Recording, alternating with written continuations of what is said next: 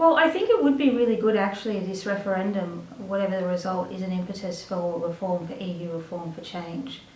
And because the EU certainly could use some reforms, and some of the issues I mentioned, like democratic quality, changing the decision-making process, and maybe increasing the control of national parliaments and so on and so forth, they could be positive changes. So if Britain votes to remain, still it could be that the shock of the near exit does act as a prompt for reform.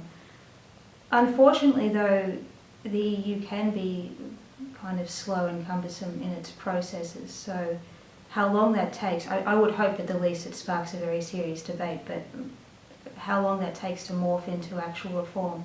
The other thing with EU level reform, serious reform, would probably have to involve changes to the EU treaties, and that's a really long process, and it requires unanimous consent from all the member states, and then it has to be ratified by parliaments, and some member states hold referendums. So getting changes in the treaties takes years.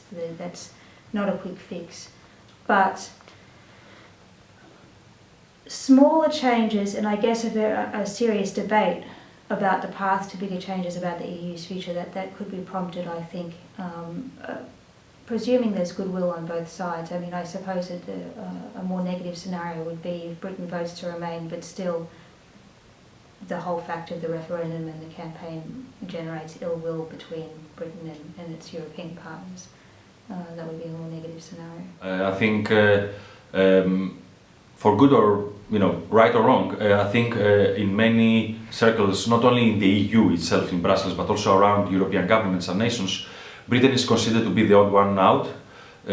So as I say to my students, we have 28 EU member states, and there's no other country that is doing something similar to the UK. Maybe in future we'll have similar referendums, but at this moment Britain is considered to be, if you like, an oddity. So if Britain decides to leave the EU, I don't think the EU will change dramatically, or even if it decides to stay, it won't really change dramatically. I think it's more a EU-Britain issue than a whole EU issue. And actually, as I said before, very few people actually talk about the EU itself. Like when we watch on TV the debates, etc., very few people talk about actually what kind of EU they would like to have. And the problem with the EU, or maybe it's one of the benefits of this organization, is that we have too many voices. So even if the British public votes 99% for something, Brussels can come up and say, oh, sorry, but the Italian, the French, German and Dutch public are not really keen on that proposal, whatever the proposal may be. So, because we have the majority rule here, you are a minority. So, this is what has kept the EU being in this kind of, if you like, awkward position of not being very popular, but also not being very hated, because it's somewhere always in the middle and it's always muddling through.